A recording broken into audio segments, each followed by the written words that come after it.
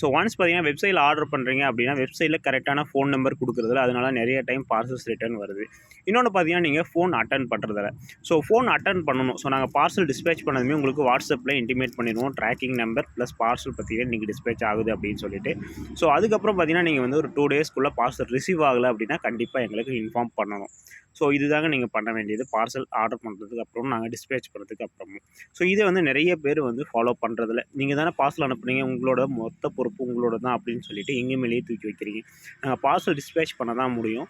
So tracking உங்கள் கூடயே track பண்ணிவிட்டு நாங்கள் அப்டேட்டும் பண்ணுறோம் நீங்கள் கேட்டால். ஸோ ஒன்ஸ் உங்களுக்கு ட்ராக்கிங் நம்பர் கொடுக்குறது நீங்கள் அப்டேட் பண்ணி நீங்கள் செக் பண்ணிப்பீங்க அப்படின்றதுனால தான். இன்னொன்று பார்த்தீங்கன்னா நீங்கள் கால் எடுக்கிறதில்ல. ஸோ அதுக்கும் நாங்களே பொறுப்பேற்றுக்க முடியுமா? முடியாது இல்லையா? ஸோ அந்த மாதிரியும் வீக்லி பார்த்தீங்கன்னா ஒரு 3லேருந்து 5 பார்சல்ஸ் ரிட்டர்ன் வரும். ஸோ அது எல்லாமே ஒர்த்தபுளான்னு கேட்டிங்கன்னா கண்டிப்பாக இல்லைங்க. ஒரு 10% தான். ஏன்னா நம்ம பார்த்தீங்கன்னா பார்சல் டிஸ்பேச் பண்ணி ஒரு 5 டேஸ்க்கு அப்புறம் தான் நீங்கள் பார்சலே வரலன்னு சொல்லுவீங்க.